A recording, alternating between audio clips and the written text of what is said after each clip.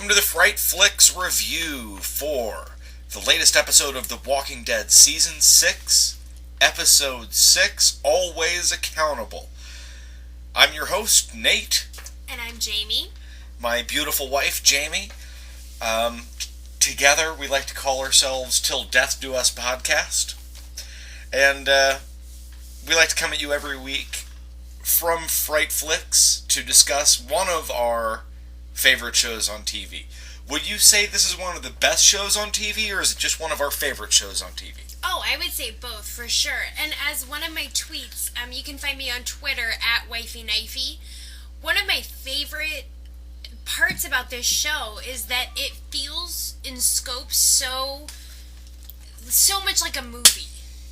The cinematography is amazing. I think it's just such an amazingly made show. For anyone to just dismiss it as, oh, that show about zombies, it always makes me mad because it's so much more than that.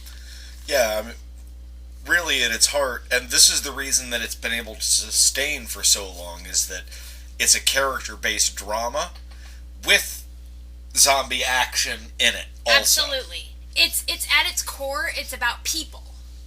It's about the characters and the drama that it can evoke. And tonight's episode, Always Accountable, focused primarily on Daryl, and then also on the duo of Abraham and Sasha. Since Scott Gimple took over as showrunner, this is something that's come up more than once, where the entire group gets fractured and segmented, and then we get episodes focusing on different individuals within the group, which I like. It allows everybody to get some spotlight. You get character moments and a little bit of depth on everybody. And this week, which was last week's episode, actually was in the afternoon through into the night. Didn't it end at nighttime? It did.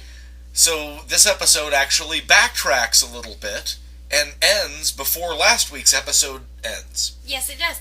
And it also leads back to your prediction. Very early on, you predicted that this entire first season, or at the very least the first half of the season, would be surrounding this one day, as you've so adorably coined it, Rick Grimes' terrible, horrible, no good, very bad day.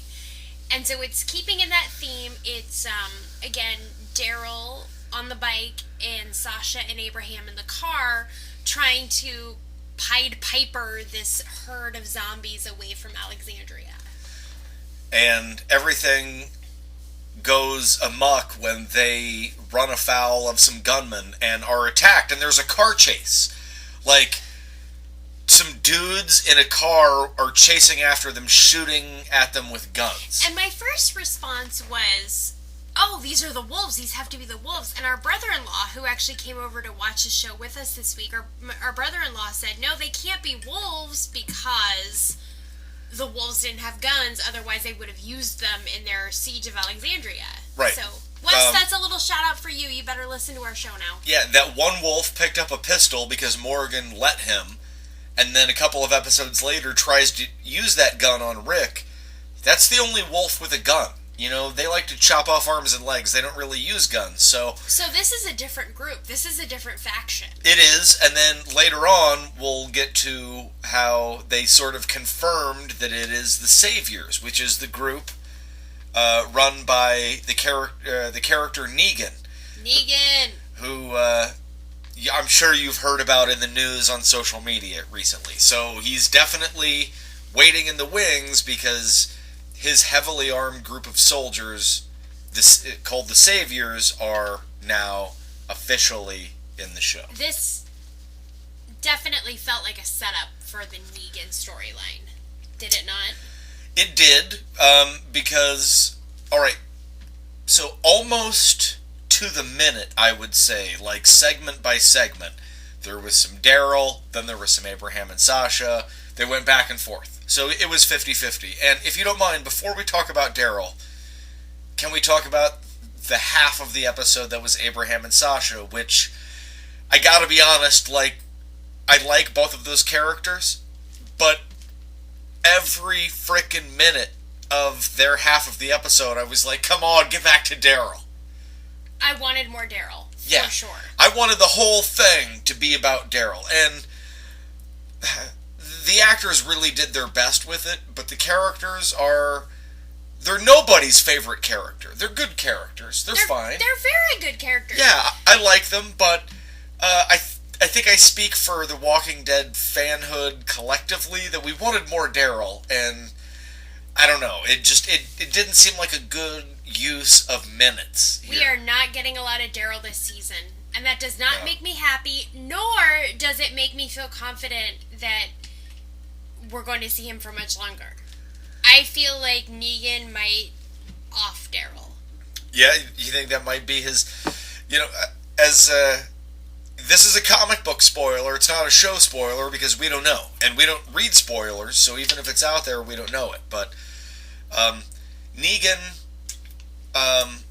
makes his present known by killing one of the most beloved characters in Walking Dead history in the comic in his introduction. He beats somebody to death with his barbed wire baseball bat. In the comics, it's Glenn, but in the comics, there is no Daryl. It could be Daryl in the show.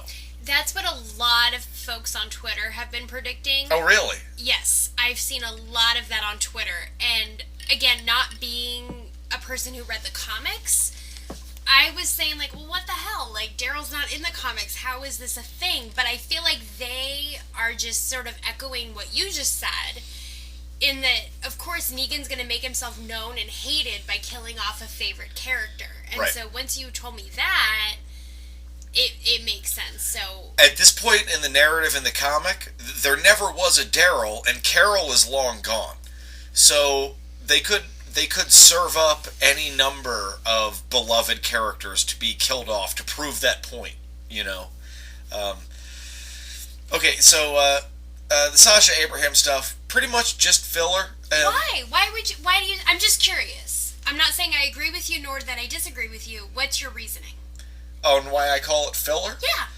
Because they didn't really do anything. They got in this initial scrap with the Saviors. Mm-hmm. They found a place to hole up. They wrote Daryl's name down so that he would be able to find them if he was tracking them. Very smart. Leaving breadcrumbs, as it were.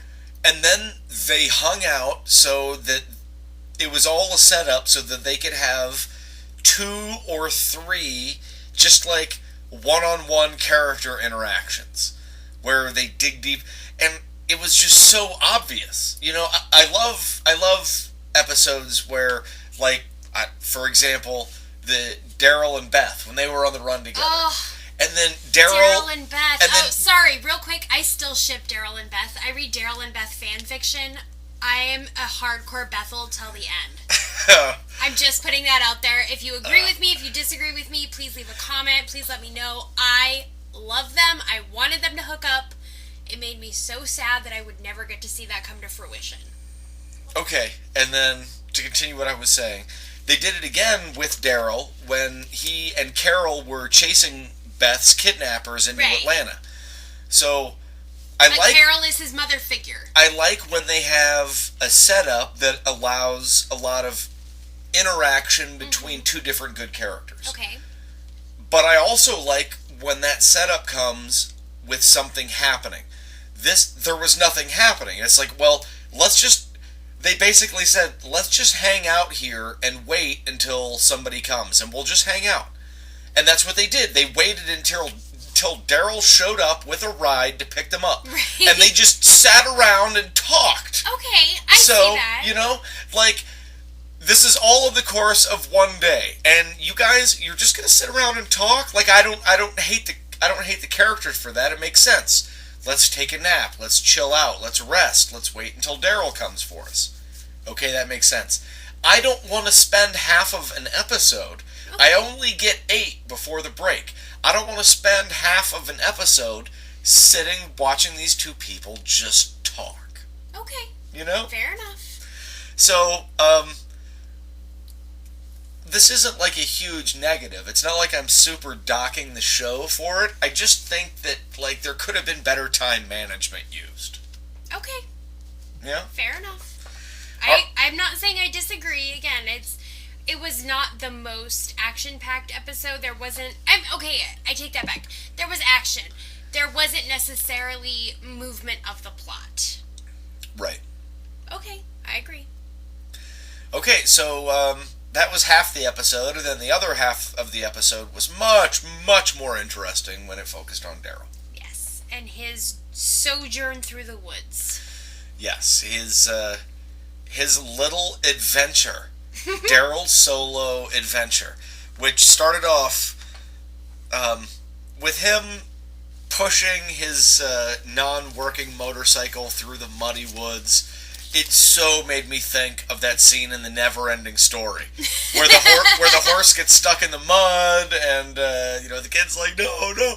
That's just, I don't know. That's just what it made me think of. I like it. And then he lays down his bike and he hides it, and then he literally runs into the middle of somebody else's drama, and I think it was pretty well done. He encounters a group of survivors that are in the middle of their own story, and so you sort of have to, they spell it out for you pretty well over the course of the episode, but you do have to piece it together a little bit, because somebody else is a survivor and they have their own ongoing story which we're not privy to, and Daryl sort of runs into it and then has to figure out how to handle the situation.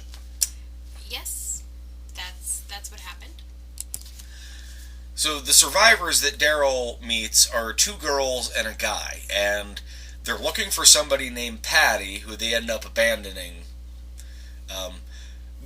And I don't know who Patty is, I don't know what their plan was, but it makes sense that we wouldn't get all the details, because they have their own... I really like that aspect of it. I really did. But basically what has happened is that these 2 women and this guy have broken ranks and escaped from Negan and the Saviors, and have taken some supplies and are on the run. You know what? I am not assuming.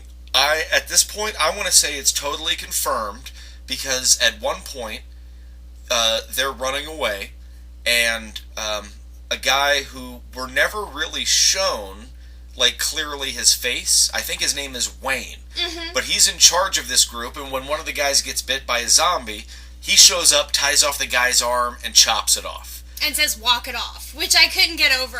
Right. It was so funny to me. Like, very businesslike, very efficient. Obviously, Wayne has done this a lot of times. Not too long after this, he radios in to somebody, and he says, we're gonna call this off. We've already spent too much time off of it. He only likes his ass if it's willing anyway, you know? He says something along the lines of like that. Now, in the comic, one of the big things about Negan, this is like one of his rules. He's brutal, he's violent, he will kill for a lot of different reasons, but he never rapes, and he doesn't allow his saviors to rape either. This line that Wayne said, well, he likes his ass to be willing. So... it's basically like it's too much trouble. We're not going to chase after these escaping women because they don't want to go with Negan anyway, so we're not going to waste a lot of time on it. That one line was, I feel, a specific setup to what is a specific character trait of the character Negan. Oh my gosh, I didn't even take it like that, but now that you say it that way, it makes sense, but I didn't even take it in that context. But the only reason I say that we're assuming it's a Saviors and Negan is because it was not explicitly confirmed. No, but like I said, bump that. I think it's confirmed. We've got a heavily armed group that are working together, that seem to be pretty professional. And I was going to say, they have their shit together on a level that is frightening. Yes, they know what they're doing. And they let the women go because they're chasing them because they escaped. But hey, whatever, you know. We got bigger fish to fry. Exactly. But this does put them into play for... I do have a theory that I recorded that's out there. I'll post the link underneath this video, so check you can it out check on it out. Fright Flicks. But I have a fan theory, under the cone of ignorance, not knowing any spoilers or set photos or whatever about the death of Glenn and the arrival of Negan and everything that happened tonight. Really, now all of a sudden, Glenn's chances for being alive are much higher. I feel, I really do. I'm still holding out hope. I'm right there with you. Well, Glenn is alive. I didn't really have hope before because I didn't feel that Glenn could be alive without something just super ridiculous happening. But the Saviors are so well trained, they could march through that alley filled with 100 zombies and squash them without really much trouble and save Glenn. Mm-hmm. And it wouldn't be like, oh, they jumped the shark. That's ridiculous. So, alright, so sort of got off track. Daryl showed a lot of why I think we love him as a character in this episode. He's very quiet, but he always does the right thing. He is, like, even more so than Rick Grimes, I would say, he's a good guy. He is. Morgan is quote-unquote a good guy because he's adopted this vow not to kill or whatever. Daryl will kill. I think Daryl is actually just like he's just an all-around good human being. He understands sometimes you have to kill, but he wants to save people. He's he gave this jerk tonight, this guy, a chance. He asked him the 3 questions. That was so awesome. I freaked out when I heard him start asking Rick's 3 questions, and it just, I mean, like you said, he's not Rick Grimes, he isn't, but I feel like, again, they're brothers, as they've said multiple times, like, you are my brother. Right. And I feel like he sort of adopted Rick's mindset, and he wanted to help these people. He did help these people, even though they were idiots, and I did not trust them as far as I could throw them. Daryl is not stupid. He may not be educated, but he's a smart guy. He knew he was doing something stupid and going back and helping these people, but he couldn't help himself. That's why he said, maybe I'm stupid too. Right, and like at this point in the show, I think they did a nice job in like the previously on to set up what would happen in this episode. I feel that Daryl is really stepping up in Rick Grimes' world, is he's going to end up being Rick's moral compass. Mm-hmm. Mm-hmm. He's still asking the questions. He still believes that they should be bringing in new people and trying to save people. And that's what he tried to do tonight. He tried to save some people that he shouldn't have. They were assholes, and they betrayed him every single time they got a chance to. And yeah, he's an idiot for helping him, but he still did it because it's the right thing. Maybe not in this world, but in our human existence, it is the right thing. And as he said, maybe that makes him stupid. He knew he was doing something stupid, but he had to. He didn't really have any choice. When he was presented with this situation, it's Daryl Dixon's character to try and help these people. I believe the man's name was Dwight. They said the man that, anyways, in any event, the man that they met, he said early on, he said, everybody's got a code. Mm-hmm. And I don't know if that was meant to be as prophetic as I took it, but that was how I read the situation. Yeah. Is he was setting down that foundation, and then Daryl knew, okay, well, this is my code, and this is what I have to do. So it was definitely Daryl's episode, and, hey, the worst part about the episode was that I wanted more Daryl. Mm-hmm. The time with Sasha and Abraham, well done, good characters, but all the Daryl stuff was really great, and it was perfect because it gave more depth on Daryl. It made him a more substantial and more heroic figure in the show, while also advancing the plot and future storylines with the Saviors and those 2 people that bushwhacked him and rode off. You think there's not going to be an accounting? I hope so. You don't take Daryl Dixon's bow. He told him. He told him. Yep. At the end. Oh yeah, you will be sorry. You bitch. You will be, and they will be. I certainly hope that they are. They do not know what they have done. So we got good character stuff and advancing of the plot for half the episode, where the other half of the episode we got good character stuff and no advancing of the plot. Yeah, so I can take that. Only problem with the episode was time management. Overall, I really liked it, and I thought it was a big step up over last week's, which was logistically and thematically and character-wise sort of a flat episode. I agree. I prefer this week's episode. So what would you give it on a scale of 1 to 10? I'd give it...